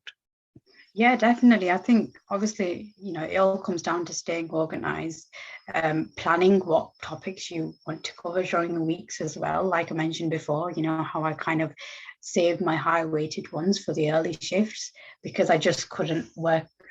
For me, it just felt too overwhelming on the late shifts to do such a high weighted topic. So I reserved my medium to low weighted topics for those weeks. But really, obviously, you know, you need to make sure you're getting enough sleep. You know, you're saving your revisions for the times that you know you work best. So for example, if you're doing the late shift, make sure you're using your morning to really get as much revision in as possible before you're on that shift. That's something I kind of realized later on. Fantastic. And then that's part of that learning and need analysis that you mentioned, that Dahlia mentioned before. Because the thing is, guys, for those of you who are on the call, you know, the thing is, often when you see stuff like learning needs analysis, SMART objectives, you know, etc., you just see them as tools. But, you know, what Maryam's done quite cleverly over time, it seems, and what, you know, Dahlia was mentioning earlier, is use that learning needs analysis to make a difference to the way you work. So for example, Maryam saying, where on days you know you're going to have a lack of energy, like when you got a late shift, make your job easier and do something that's less mentally taxing. On days when you've got more energy, you know, that's when you want to really face something challenging. So it's about playing around with that. And you know, we've got people on the call. We will have people listening to this recording later as well. Not everybody's got the same challenges, responsibilities, etc. But if you can adopt some of these points within your learning needs analysis and within the way you prepare, so being proactive, seeing the positive side to stuff, making sure that you're being smart with how you use your energy, you're going to definitely be in a better off position. Was there anything further then, Maryam, before you do finish, that you'd like to add to the discussion? I'd just say, top tip, just don't overwhelm yourself with revision initially. I mean, I definitely took your advice, Atif, when you said use that first 6 months to just focus on your evidences, because if you overwhelm yourself with revision, mentally it takes a toll on you as well. So just make sure you're planning your time properly, I would say. Oh, fantastic, fantastic. Well, thank you ever so much for today, Maryam. Thank you for having me. Our listeners have really enjoyed having you on. If anybody's got any comments or queries, feel free to throw them into the chat thereafter. And also, Maryam, if you want to share anything into the chat, any social media accounts or whatever, feel free to do so. I'll get you to unshare your screen, and then hopefully we'll be able to move on to our final speaker. So thank you ever so much. And again, hope you guys are enjoying the session. Hope you're making some notes as we are going along. And that was a very useful, like I say, presentation there from Maryam. So last but not least, then I'm going to hand over to TJ. So TJ has previously introduced himself, but in case people's brains are in overdrive, TJ, and they're just trying to maintain what they can maintain in their brains, I'm going to let you reintroduce yourself and go ahead and crack on with your side of the session. That's fine. Thank you, Latif. So yeah, I think that's one thing that you'll sort of get used to during pre-reg, that you'll hear so much going on, and then you'll hear there's someone else that's coming in. You've got to listen to something else that's slightly extra. But yeah, to introduce myself, my name is TJ. I did my pre-reg last year. So again, same as everybody else, but mine was in community. So I think you've sort of had a good experience of everything else. And I guess I'm here for sort of the most common placement that there is. So just to start off a little bit, I went to Kingston University. I actually moved to London just to go to uni. So that was a sort of an interesting experience for me living out. You get to sort of experience so much. So I think that kind of university was probably the highlight of my life so far. So that was all nice and good. And then, yeah, as I said, I was in community pharmacy. So I started at Boots, which I will admit wasn't my first choice, but in the end, it worked out, rather well for me. So I can't really complain. So I'll sort of talk a little bit more about how that year went. And then as for right now, I'm what they call an NQP, which is a newly qualified relief pharmacist, which pretty much everyone gets set as once you pass your exam with Boots, if you decide to stay on, that is. So yeah, that's been interesting for the past couple of months, been quite varied. For the different stores that I've been to, you're basically like a locum in a way, but just for Boots stores.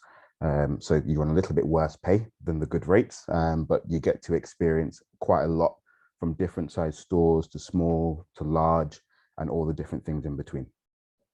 So yeah, Boots is also an excellent place in terms of if you want to have progression and experience of loads of different things. So I think it was a way she was saying that if you go through the hospital route, you've got a lot of different options in terms of what you choose to specialize in, where you end up, and you can basically do what you enjoy. With community, it's a little bit different. Obviously, you'll always be sort of based as a community pharmacist, but Boots do give you that opportunity that if you do want to do something a little bit more business related, or if you want to do something a little bit more in terms of head office and supporting roles to pharmacists, you've got that option there. So in terms of what sort of my experience was like during a community placement, I think a lot of people would already have a good understanding of what they think community pharmacy is. And a lot of times that would be correct. It would be quite a lot of the basics that you would think. But I think once you go through a full year in the same store, you'll become a lot more open to the different things that are there. And I think it's not just the placement that people end up with. I think a lot of people do actually end up enjoying their community placements. And sometimes, as I've seen with friends, sometimes other sectors may not go as well. I'm not saying that one is better than the other, but I think they all provide a very different perspective on what it's like to be a pharmacist. So I think for me, especially, I've put a little house there because that's what my store felt like to me at the end. It was definitely a second home with the people that I had there. It was a very interesting start for me. We went from a sort of small / kind of medium-sized store. We were doing probably about 2,000 items a week. And then halfway through, I think it was in the January-February period, we had a store merger with another store. So then from there, we went to doing about 2,500 items a week. So we sort of quadrupled or doubled our amount that we were doing. We ended up sort of in the top 20 dispensing items for Boots in England. So that was a very hectic store. There were scripts everywhere, very hectic.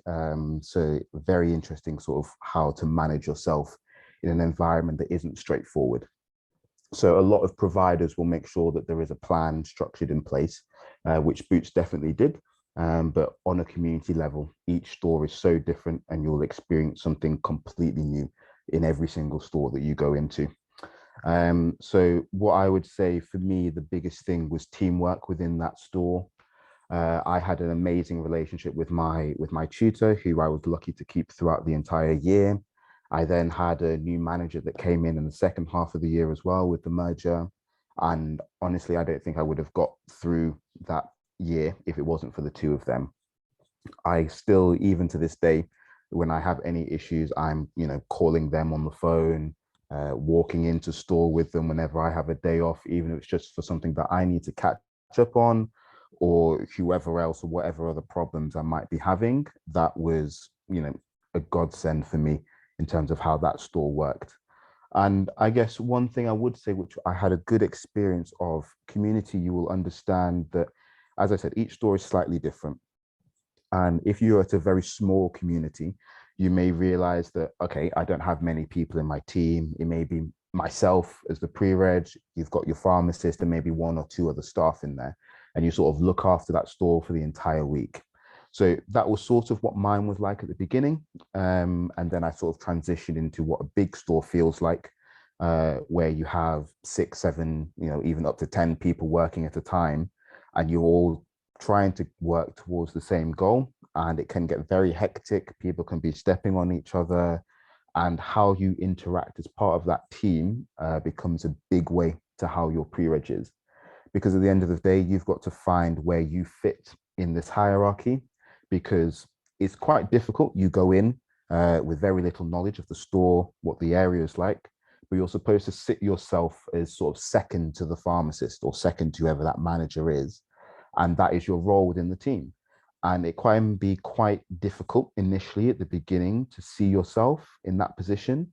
But as you go, as you get used to the team, as the team gets used to you, you sort of can see yourself elevating to where you are in that position, that you have got the control and the command of a pharmacy, which you are going to need to have once you do qualify. Because once you become a pharmacist in a store, especially in the community, you are responsible for everything that goes on in that store, regardless of whether you see it, whether you hear it. It's your name up on the wall, is what we say. So you are responsible for that. And I think sometimes that can scare people a little bit, but also it is a little bit rewarding, because you know that things are going to come back to you and you'll have a good general idea of everything that's going on in the store that day. So I think there are a bit of positives and negatives to that. And then I think in terms of, I know a lot of people always talk about, how is community clinical? I don't see it as clinical enough.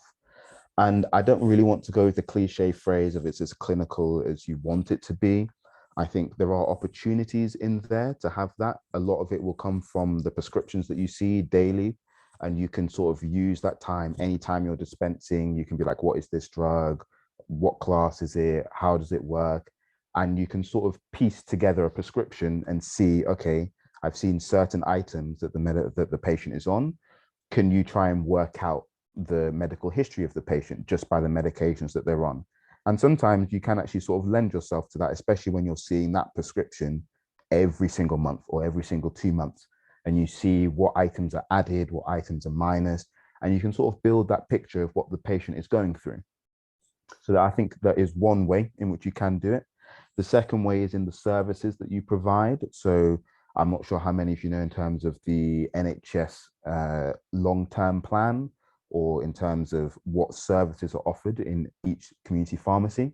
So there'll be a set of essential services which need to be provided by every community pharmacy. So that will be things such as your NMS, well, for the moment until that changes, but you'll have your NMS, you'll have your repeat prescription service. Those are your standard ones in terms of patients can come back with their items every single month. Or sometimes you'll have some local services which are specific to a certain area. So sometimes that will be smoking cessation or EHC, or sometimes you'll have a favorite one of mine, which was methadone, or substance abuse is what it's called. So you'll learn a lot about those specific medications that are used in those services that you provide. So the pharmacist will normally be very happy to sort of include you in those, especially if you ask and you're front forward about it. Those are sort of the best ways to learn about certain medications and how they're used for certain services and the patients that they apply to. So a lot of the time you'll be asked about a patient case, and a lot of the time, if you're presenting a service such as EHC, you'll be asked about, you need to know their whole medical background just to be able to make sure it's safe for you to provide that service to them. Or you'll have advanced services, which are a little bit niche. It's not going to be every store that will have it. It'll be fairly few stores. So Boots sometimes offer those in terms of travel vaccinations, such as yellow fever, Hep A, including the injections of those. They're administered in the same service, but you're also sort of coaching the patient in terms of what vaccines they need, when they need to have it for, how does it work with their life and their schedule, and when can they come in for those appointments, and making sure that they've built up enough of an immunity before they move on and go on to their holiday or going for work or wherever that may be. So those are sort of opportunities you have like that. So I think community isn't just a place where you say, I'm serving OTC.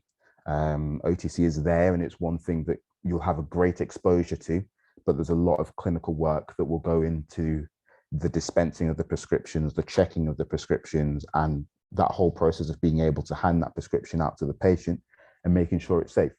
And you'll see a lot of times when a pharmacist maybe has a query, they're not sure, they have the opportunity to ring the surgery themselves, not always the best way, but sometimes you can have that direct conversation with the patient, because you will see them so often that you will be able to have a holistic picture of what their life is actually like, and you're sometimes in the best position to provide them with chronic advice for chronic conditions, because they always don't get to see the GP at this time.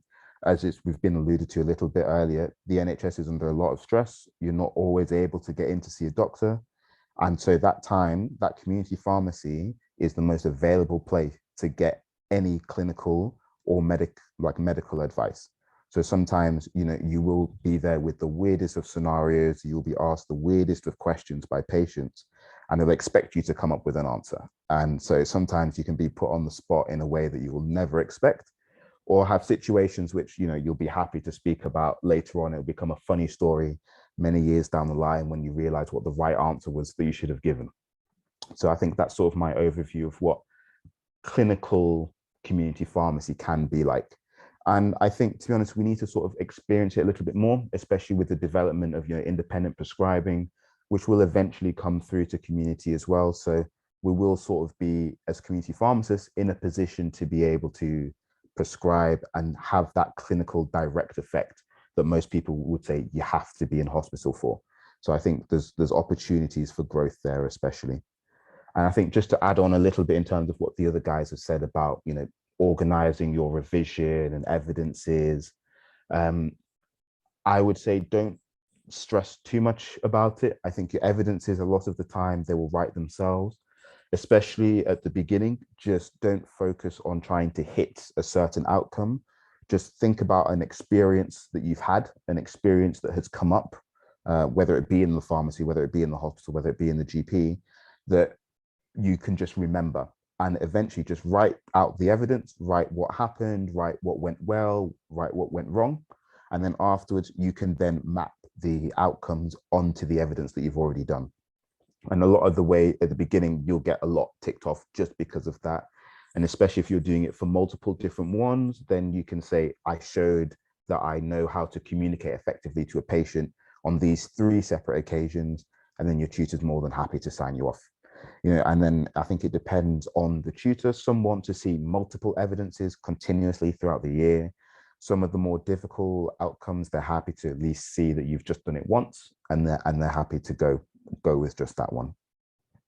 And I think regarding revision, for me, I was kind of blessed in a sense. I had revision sessions set up by my uni. So we were able to go back in and have, I think it was monthly or every month and a half that we had an in-person session there.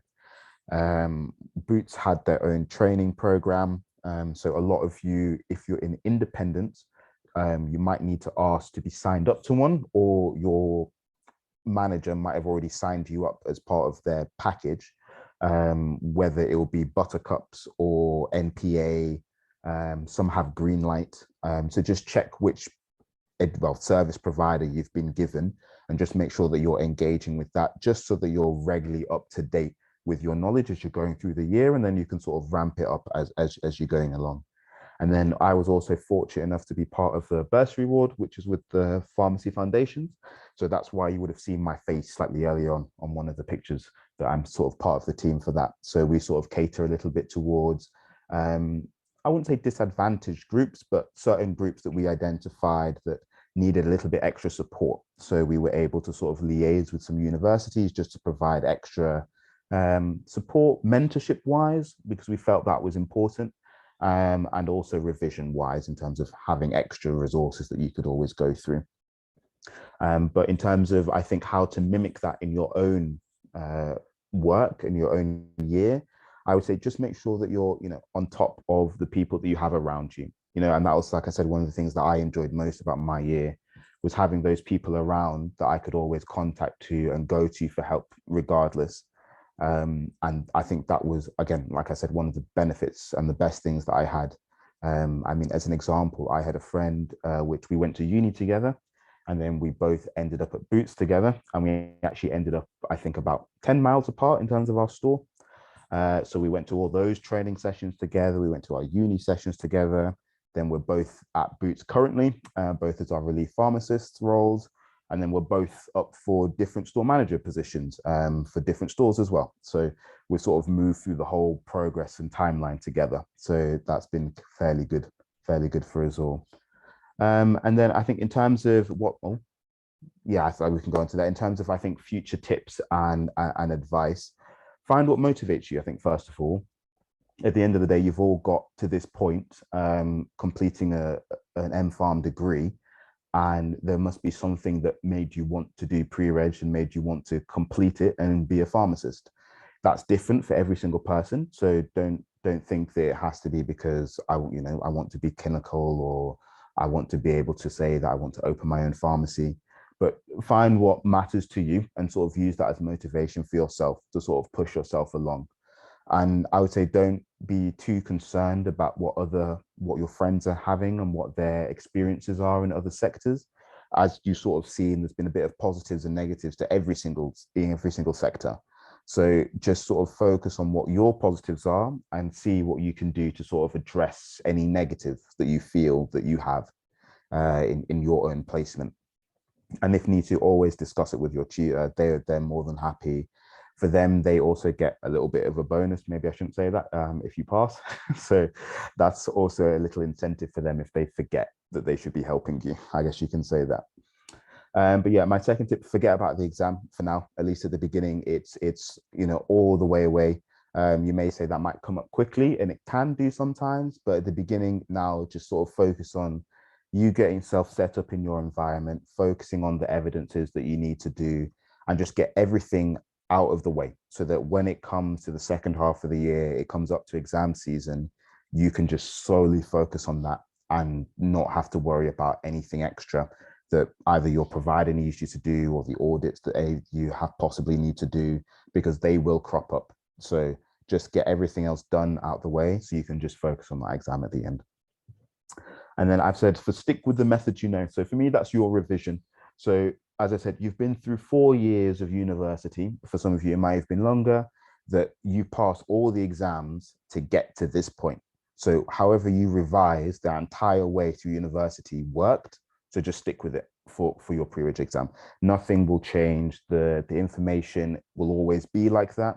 So however you feel comfortable and however you feel best to revise, stick with that and find the revision sources that suit that method of revision, and just go with those. And then don't be too worried about anything else after that. And then finally, it's just go through mocks. I think the last 4 weeks or maybe 3 weeks, I was purely just doing mock exam after mock exam. There will always be a Google Drive folder that will be shared around, which will have mocks from like the past 5 years or something like that. So I'm sure people will have access to that and just go through those mocks, and you will find out what you know, what you don't know. And that's probably, I would say, the best way to sort of fill in the gaps of your knowledge is just mock exams. But yeah, that's everything from me. If you have any questions, I'm sure you'll pop them in there. And yeah, that's everything. Perfect. Thank you ever so much for that, TJ. So I am going to just share my screen for the last opportunity for people to engage with the prize giveaway. But whilst I do that, TJ, so there is one question in the chat currently, and then I'll also ask any further questions if that's okay with yourself. So this question is from Hasna, and Hasna says it's open to all actually, but whilst I've got you on, I'll I guess double check with this with yourself. So I know this might seem a little long way off right now, but at what point do you advise for applying for jobs so that you have something lined up once you have qualified? Right, okay, that's very dependent on the sector that you're doing. So I'll start off with community. Community is a strange one in terms of jobs afterwards, because once you're qualified, you'll always have the option of being a locum. So you don't always necessarily have to find yourself a job straight away. Depending on, I would say, the company that you work for, if it's an independent, it depends whether they want to take on the extra cost of having an extra pharmacist there. So that might be slightly separate for independents. You probably would have to go your separate way from there and then sort of rediscover if you wanted to apply to either a multiple, such as Boots, Lloyd's, Well Pharmacy, like that. If you do your training, I would say at a multiple already, a lot of the times they're very happy just to continue keeping you on, just because for them, they need pharmacists in terms of the short demand that they are in at the moment. So they're always happy to keep pharmacists on. And normally, I think contract negotiations probably start, I think, around April. I think it was that for Boots this year. But for us, that was very simple because obviously a lot of us were going to stay on. So we just accepted the contract and they just amended it for us. I mean, I'll let the other guys talk about their sectors. As far as I'm aware, for hospital, it's a little bit more competitive because of the rounds and the group and the number of pre-reg students that you have all applying for the same positions. But normally they would start in, I think, February sometime if you're wanting to start in August.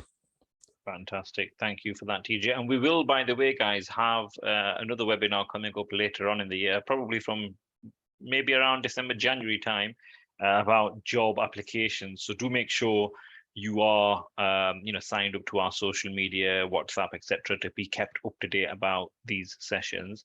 There is another question in the chat from Joyce about learning structure for the learning year.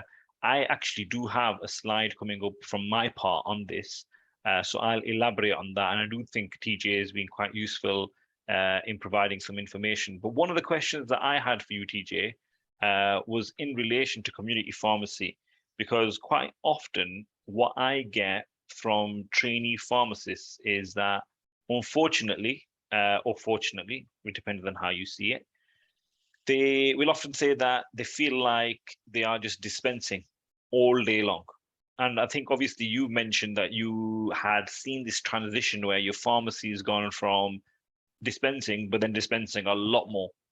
Now, I think this particular scenario is one which, to be fair, it can be very daunting and challenging, but then sometimes I do think trainees could also be proactive. It depends, doesn't it? Could be more proactive, but sometimes there's way too much to dispense. What do we do in a situation like this? What advice have you got? Is there anything that, that somebody can do to then not feel like just a dispenser, or, they're just churning out dispensing? Is there something that they can do whilst they're dispensing? What do you reckon, TJ? So I would first of all, I would actually say dispensing is relaxing.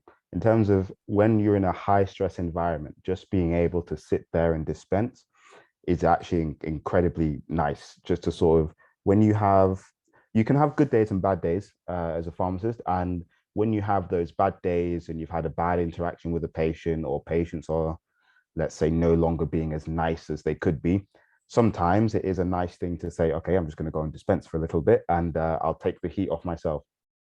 But I think in terms of saying, what can you do to make it a little bit more engaging, it's also, I think you've got to say that you see an item come in on a prescription, and it's, first of all, you've got to realize at what point you should be doing a clinical check of your own, because yes, it will be clinically checked by the pharmacist, but when you're dispensing it yourself, you can say, okay, if I was the pharmacist and if I was giving this out straight away myself, would I be happy with how this prescription is written? Would I be happy with the items that are on this prescription? Do I think there are any items that interact? Do I think there are anything that the patient probably could have been optimized slightly better? So you'll see it a lot, I guess, with hypertension. I think it's a slightly more common one, where older patients, you'll see that they're still kept on old guidance in terms of having, I'll say, like a thiazide as a second line option rather than being given an ACE or a CCB. So a lot of the times you'll be able to spot that and question that. And I think it's those small points that you start off with that make you quite good in terms of recognizing chronic conditions and the medication for those chronic conditions. So whenever you see a prescription, see it as, can I clinically check it and can I legally check it?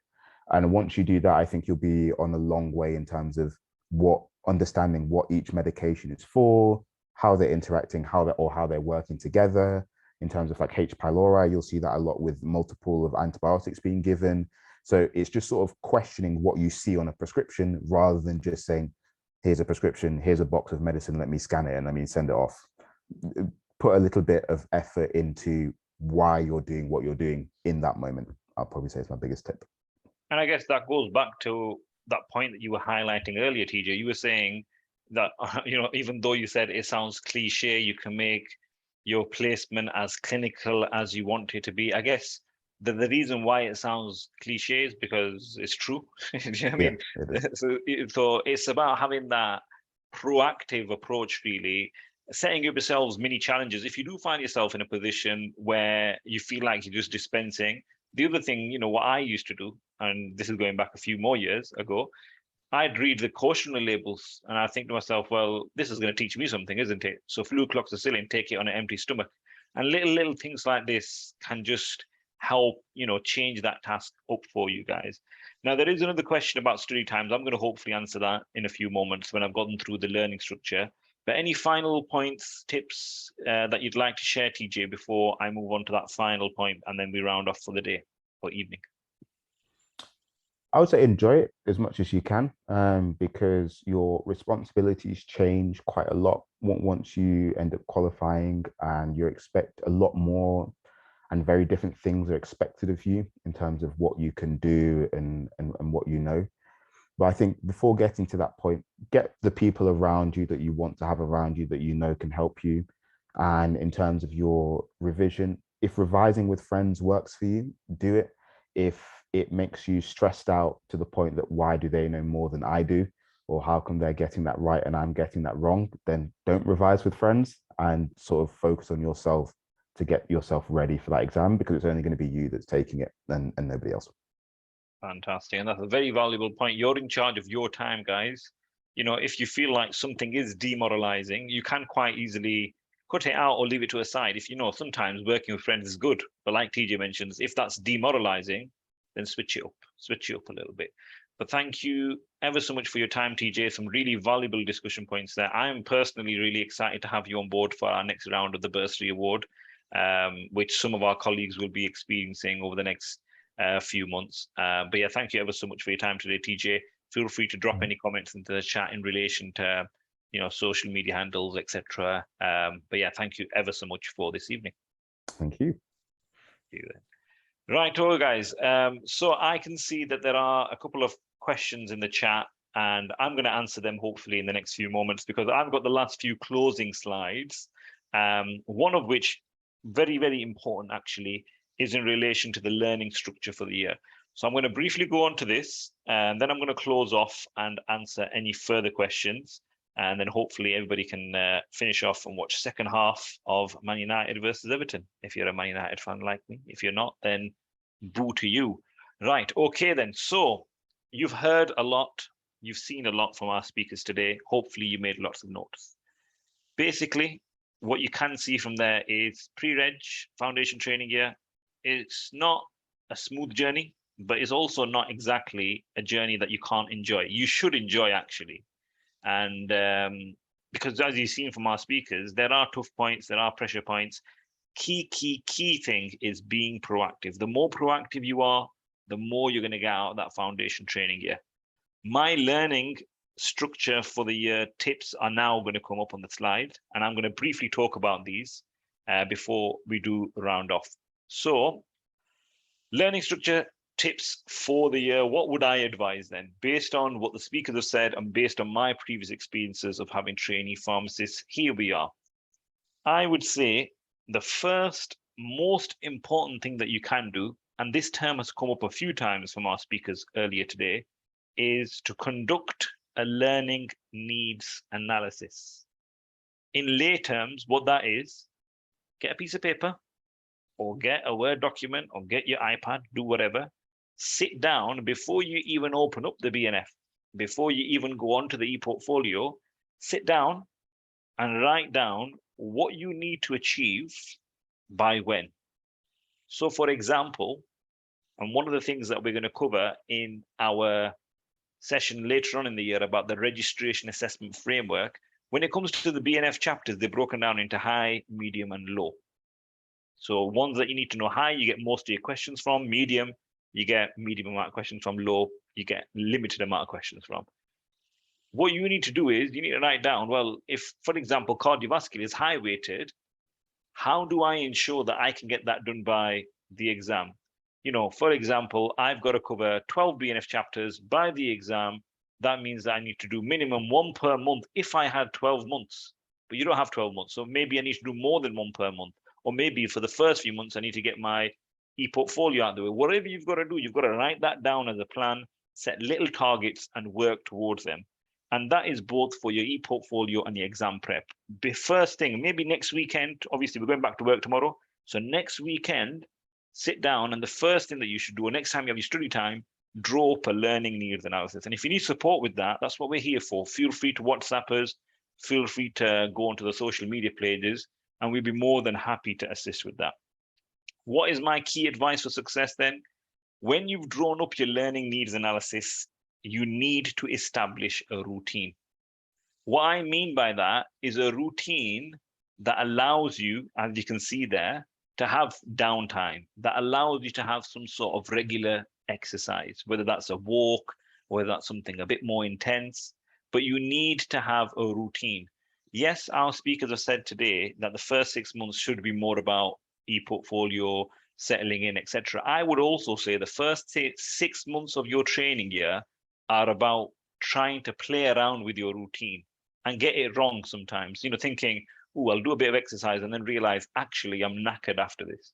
So it's about playing around with your routine and getting it wrong in the first 6 months so that when it comes to the second 6 months, you've got a spot on routine that allows you to do what you need to do for work, but more importantly, allows you to just relax, chill, do your exercise, etc.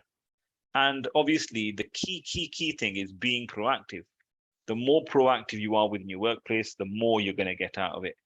And the other point that you've got there in the little goldy color there, one of the things that I'm a massive advocate for is trying to do things in little chunks, but doing it regular, little but often, incremental gains. Yeah, that's what you're looking out for.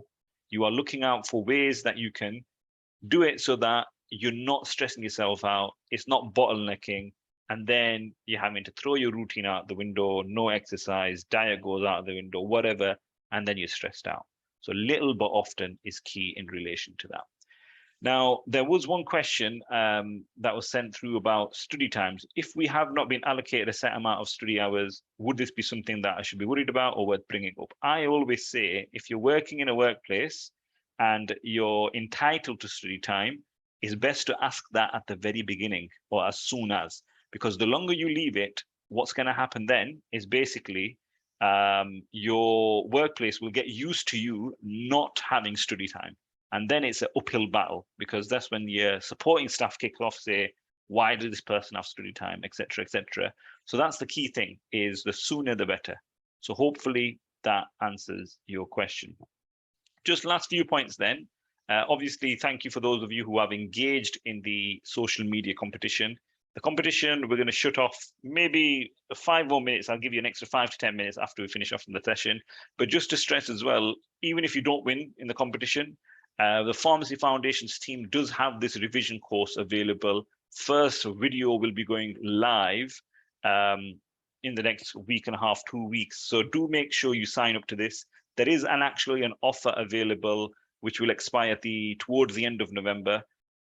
The reason why I'm mentioning it is because time and time again, we get trainees contacting us after the deadline saying, oh, can we have the discount, or can I buy it now because my friend has said it's really good and I've got lots of revision posters from it, or they've seen that people are posting stuff on, but it's too late. So if you want to, make sure you sign up. I know it looks quite pricey, but on the side of things where you're comparing it to other providers, it's quite, I guess, economic on that front. But what we have done this year, just to make it a lot easier for you all, because I know it can be quite challenging with obviously budgeting and things as such, we have actually got a direct debit option available as well. So it just makes that a little bit easier. So do make sure you visit www.pharmacyfoundations.co.uk and you can have a look at that. The other thing that we will be doing this year as well, just so you are aware, is hopefully on the next slide, is an Ask Me Anything drop-in session. And this will be completely free. So what I'm hoping to do in the next few weeks and months, once I've got my booking system up and ready, is I'll be making myself available for half an hour once a week, usually most likely on a Sunday.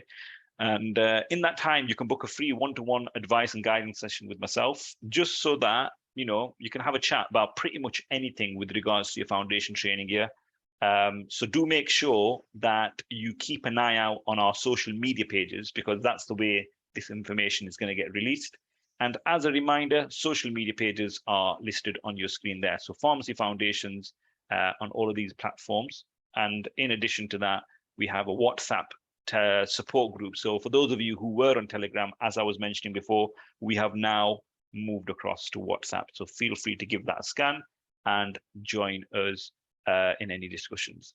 That's all for today, folks. Hope you have enjoyed the session. And I'm going to stop recording soon. If there are any other questions that anybody else has, I'll stick around for a few moments. But I do hope you enjoy your evening. This particular session will be made available as a recording on the website in the next few weeks. So do make sure if you've missed anything, you check back so that you can, rewind, pause, etc. Thank you ever so much, guys, and I hope you enjoy your evening.